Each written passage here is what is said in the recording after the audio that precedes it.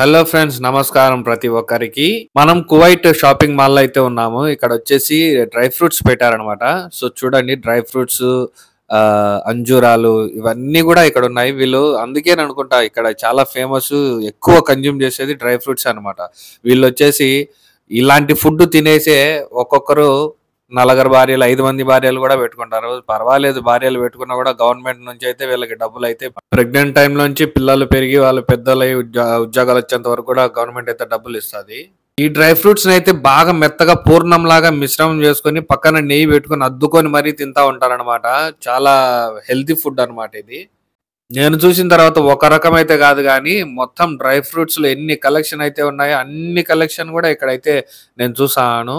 వాటి రేట్లు కూడా వేసున్నారనమాట. ఇవి వచ్చేసి డ్రై ఫ్రూట్స్ పొడిగా ఆడిచిన మిశ్రమం కూడా ఉన్నదనమాట. సో అయితే చాలా చక్కగా భలే డిజైన్ చేసి పెట్టి ఉన్నారనమాట వీళ్ళు. అట్రాక్షన్ దీంట్లో చూచా ఒక సెక్షన్ లేక పోయిన మటన్ సెక్షన్ అనమాట ఇది. దీన్ని చూచానే ఫస్ట్ మీరేమనుకున్నారో కామెంట్ అయితే చేసేయండి. నేనైతే సడన్ గా చూసిన తర్వాత అదే అనుకున్నాను అనమాట. మీరేమనుకున్నారో చూసి అయితే కామెంట్ చేయండి. దీని పక్కన ఇంకొక దరిద్రం కూడా ఉన్నది.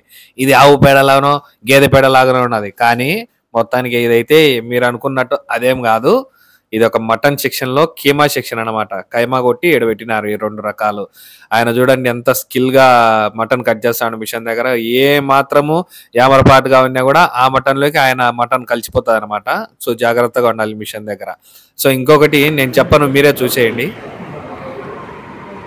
బీ బాడీ షాప్ అంట. సబ్స్క్రైబ్ చేయడం మర్చిపోవద్దు ఫ్రెండ్స్.